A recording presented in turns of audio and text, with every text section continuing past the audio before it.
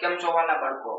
મજામાં જશો બાળકો? આજે આપણે ધોરણ 8 વિષય ગણિત માં આપણે આજે ચતુષ્કોણની સમજ કે જેમાં આપણે સ્વાધ્યાય 3.1 જોવાનું છે.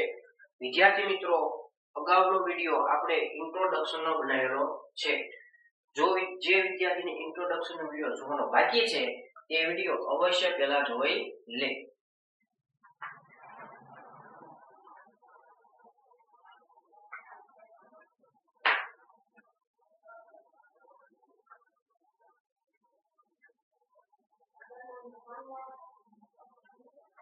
આપણે સ્વાધ્યાય 3.1 સમજીએ. અહીં કેટલીક આકૃતિ આપેલી છે. અહીંયા તમે જુઓ તો જુદી જુદી આપણી પાસે 8 પ્રકારની આકૃતિ છે. આ 8 પ્રકારની આકૃતિને આપણે વર્ગીકરણ કરવું છે, એટલે કે આપણે છૂટું પાડવું છે. કોણ કઈ આકૃતિને કહેવાય, બરોબર?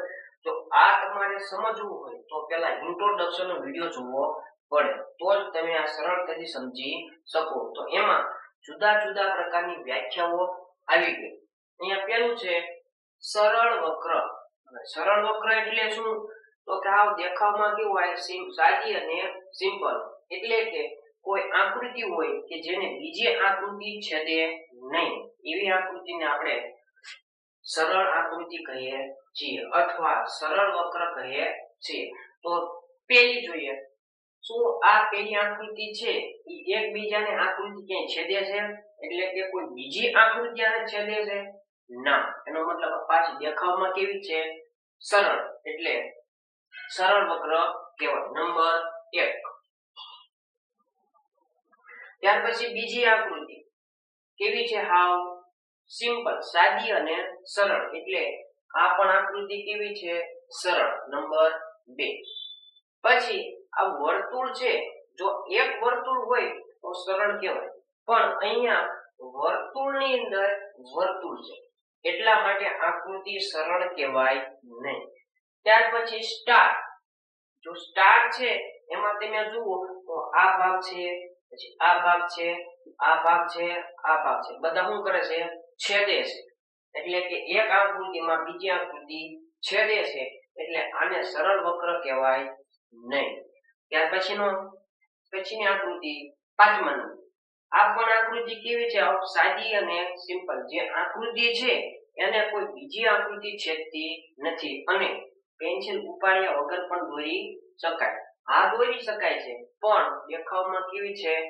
અઘરી. દેખાવમાં સાદી અને સિમ્પલ, એટલે નંબર 5. કેવું કહેવાય? સરળ વક્ર કહેવાય. ત્યાર પછી નંબર 6. દેખાવમાં કેવી છે? સાવ સિમ્પલ. 7મી આકૃતિ કેવી છે? સિમ્પલ. તો પહેલા આપણે લખી દઈએ 6 નંબર અને 7 નંબર. હવે 8મા નંબરની જે આકૃતિ છે એમાં જો રેખાખંડ હોય તો હાવ સિમ્પલ છે, પણ રેખાખંડની બંને બાજુ શું છે? ગોળ. એટલા માટે આકૃતિ કેવી થઈ જાય? થોડી અઘરી, એટલે સરળ વક્ર કહેવાય નહીં. ત્યાર પછી બીજું સરળ બંધ વક્ર, એટલે આકૃતિ સરળ હોવી જોઈએ અને બંધ હોવી જોઈએ. તો પેલી આકૃતિ સરળ હતી? હા. તો શું આ આકૃતિ બંધ છે? હા. તો નંબર આવી ગયો 1. ત્યાર પછી બીજી આકૃતિ સરળ હતી? હા. શું બંધ છે? હા. તો નંબર 2.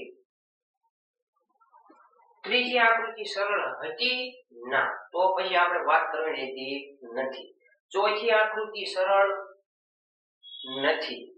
5મી આકૃતિ સરળ છે? હા. શું બંધ છે? ચિત્ર બંધ છે? હા. તો નંબર 5. છઠ્ઠી આકૃતિ, શું આકૃતિ સરળ છે?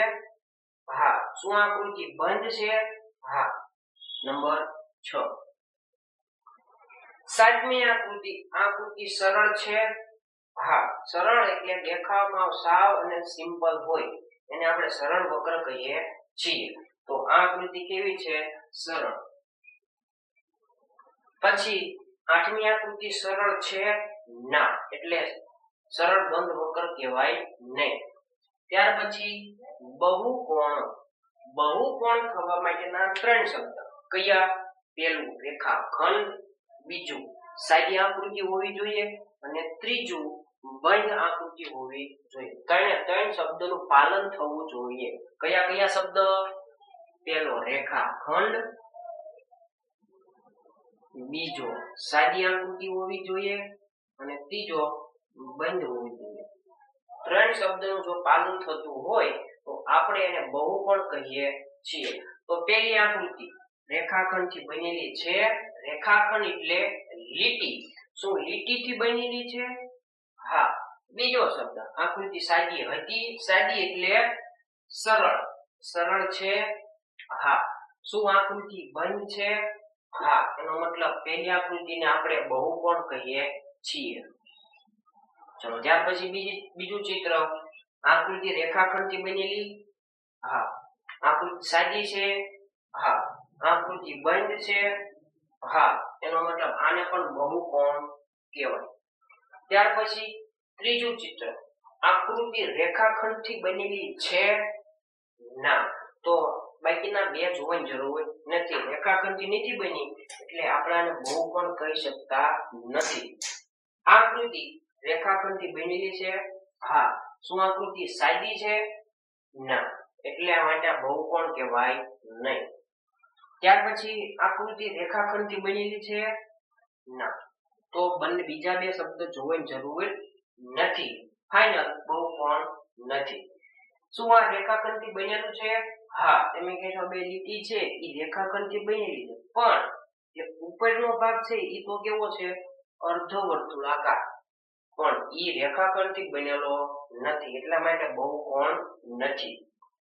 ત્યાર પછી અહીંયા આપણે જુઓ તો આ એક વક્ર છે અર્ધગોળાકાર કે જે રેખાખંડથી બનેલો નથી. એટલા માટે બહુકોણ નથી.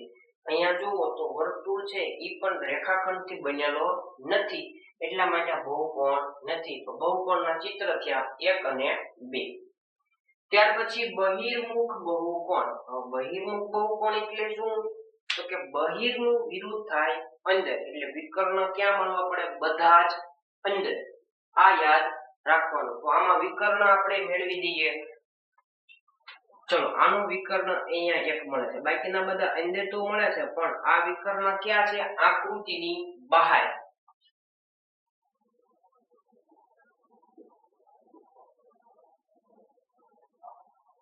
આ વિકર્ણ છે ઈ પાછો આકૃતિની બહાર છે. પણ આપણો નિયમ એવો છે બહિર્મુખ બહુકોણ એટલે બધા જ વિકર્ણ અંદર મળવા જોઈએ. આમાં એક વિકર્ણ ક્યાં છે? બહાર. એટલે આપણામાં આવે નહીં. ત્યાર પછી બીજું ચિત્ર એમાં વિકર્ણ ક્યાં છે? આકૃતિની અંદર. હા. એટલે કે વિકર્ણ અંદર હોય તો ઈ આકૃતિનો સમાવેશ થાય. જેમાં બહિર્મુખ બહુકોણ. તો ત્યાર પછીના બીજા એકય બહુકોણના ચિત્ર છે નહીં. બહુકોણ હોય તો જ અંતર્મુખ અને બહિર્મુખ બહુકોણ મળે. ચલો ત્યાર પછી અંતર્મુખ બહુકોણ. અંતર્મુખ બહુકોણ એટલે ઓછામાં ઓછો એક વિકર્ણ બહાર મળતું હોવો જોઈએ. તો પેલું ચિત્ર છે એમાં વિકર્ણ ક્યાં મળે છે? બહારના ભાગમાં. એટલા માટે પેલું ચિત્ર છે ઈ અંતર્મુખ બહુકોણમાં આવે. આ આપણે કહી નાખ્યું વર્ગીકરણ. હવે પ્રશ્ન નંબર 2 નિયમિત બહુકોણ એટલે શું? અહીંયા વ્યાખ્યા પૂછી છે તો આપણે વ્યાખ્યા લખીએ. નિયમિત બહુકોણ એટલે નિયમિત બહુકોણ ની વ્યાખ્યા જે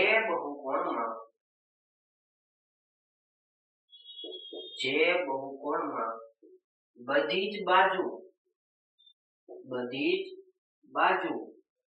અને બધા જ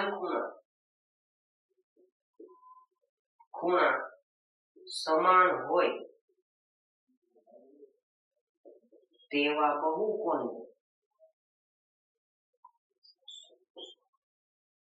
બહુકોણને નિયમિત બહુકોણ કહે છે. નિયમિત બહુકોણ કહે છે. આ આપણી નિયમિત બહુકોણની વ્યાખ્યા છે. આ તમારી ભાગી કરવી પડે. ત્યાર પછી શું એવા નિયમિત બહુકોણનું નામ જેમાં 3 બાજુ હોય? અહીંયા શેની વાત થાય છે? નિયમિત બહુકોણ એટલે બધી બાજુઓ અને બધા ખૂણા કેવા થતા હોય? સમાન. તેને જ આપણે નિયમિત બહુકોણ કહીએ છીએ. તો પહેલું છે 3 બાજુ હોય. 3 બાજુ હોય. બીજું છે 4 બાજુ હોય. ત્રીજું 6 બાજુ હોય.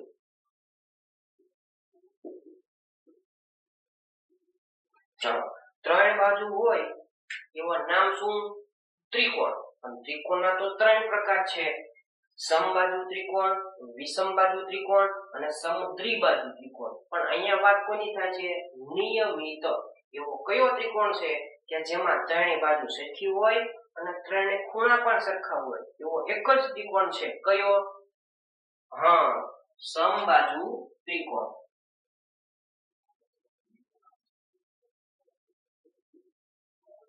ચાલો ત્યાર પછી 4 બાજુ હોય એવો કોણ? ચોરસ. કે જેમાં 4 બાજુ સરખી હોય અને 4 ખૂણા પણ સરખા હોય છે. ત્યાર પછી 6 બાજુ વાળા નામ નિયમિત